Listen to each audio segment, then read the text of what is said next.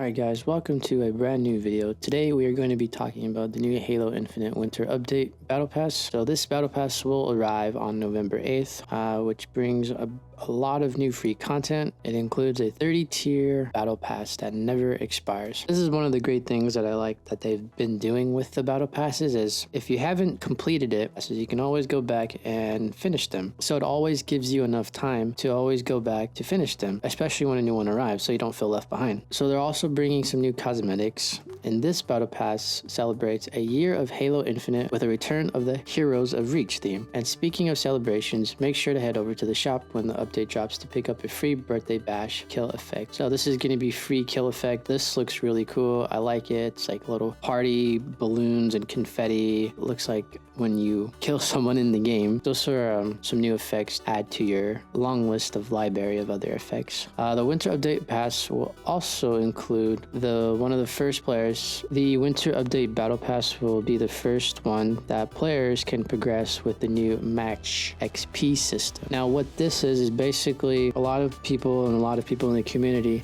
have been complaining that there's only challenges to get them through the battle pass, and they would like that if they just play a match or if they get a kills that would also accumulate to their XP. So what this will do, the new Match XP system will allow players to basically get more XP for actually playing the game in general, which is what we all wanted in the first place, because leveling through the progression system inside the Battle Pass has been very slow, which is a lot of what the community has been saying, and they want to move through it faster. So this new XP match system will allow players to go through it much faster. And if you haven't completed Season 1 or 2, you can always go back, and this new Match XP system will apply to the previous Battle Passes, so you can finish them much quicker as soon as this drops, which is great. One of the old game modes that they're bringing back is Halo Forge. And Forge basically allows you to make your own maps. The Winter Update is right around the corner, and the launch on November 8th will usher in the long-awaited Forge beta for Halo Infinite. This is a huge moment that's been years in the making, and we can't wait to put our most powerful editing and creative tools into the hands of the Halo community. Forge will technically be launching as a beta, but rest assured that it's still incredibly powerful with immense functionality that will continue to improve and evolve over time. And don't let the beta moniker fool you. This free update will permanently be added to the game for everyone. Once it's here to stay, along with all the content being created. As we count down to the final days to release, I think this is going to be a great update and a great way to bring back players that have kind of stopped playing in general. They will be able to come back with this new update, especially play Forge, and it's going to give a lot of players a lot more creativity and a lot more to do in the game to do a lot more with their friends in general. And Forge is one of the beloved game modes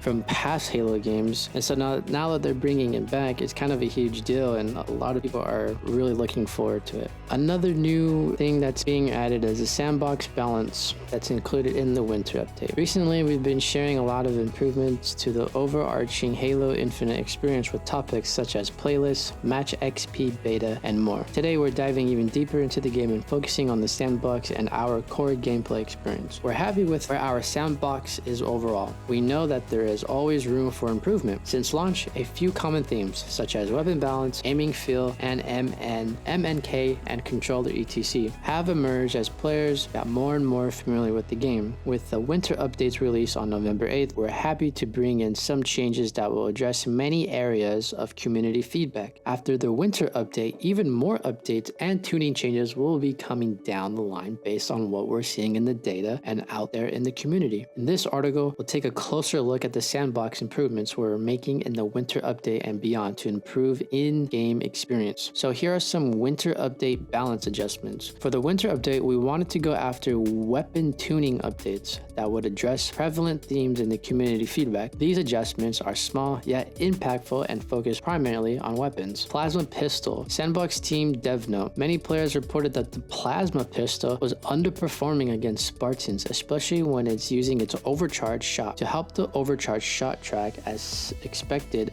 at mid to close range, we've updated its value slightly in the winter update. We also noticed that the base shot was not seeing much use, so we've increased the damage of the base shot to make it more viable option for players. Tuning details: increased base shot damage from 20 to 28, increased charge angular velocity from 20 to 35 degrees per second, increased charge shot guided angular velocity at rest from 50 to 70 degrees per second. And there's a lot more list of weapons down that they are tweaking, that they're updating just from all the community feedback. A lot of just balancing issues with the weapons, since it is primarily focused on the weapons here.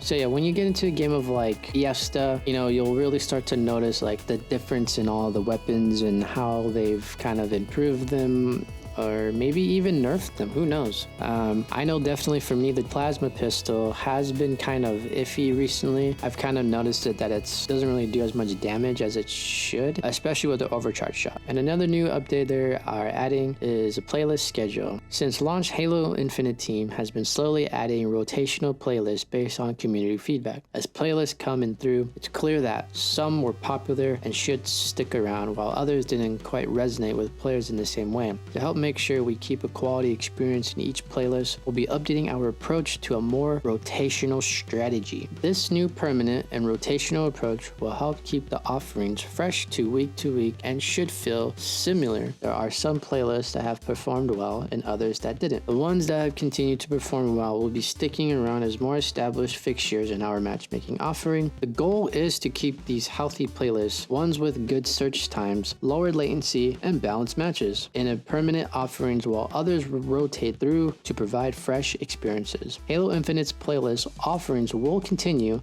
to evolve and shift in response to player behavior in-game, where have players spend their time, and community feedback. With that in mind, here's a look at the playlist plan that will be landing with the update on November 8th. Permanent playlists: Quick Play, Big Team Battle, Ranked Arena, Fiesta, Tactical Slayer, and Team Slayer. So these will be the permanent playlists that will stay in the game, that players have liked, that players have been playing, but the rest they'll be looking into.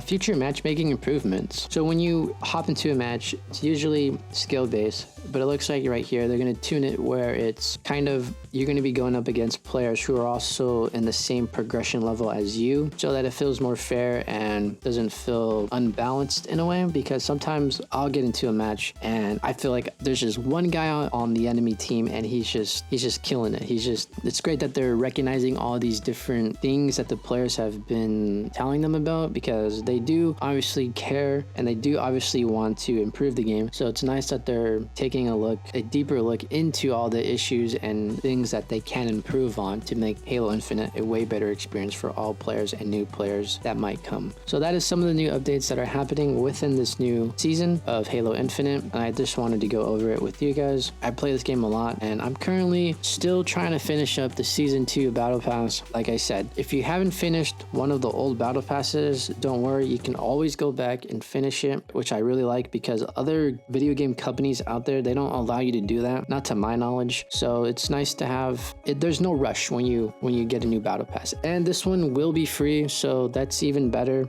You don't have to pay for it. It's going to be free for all players, so that's amazing. 343, they've had their downs, but it looks like they are going back up and they are taking it back to where Halo originally used to be. So that's really great to hear from the developers, and just all of them taking notes, and they are listening to the community, which is great. That's awesome. But yeah, let me know what you guys think, if you guys are excited for the winter update for Halo Infinite, and let me know, and I will see you all later.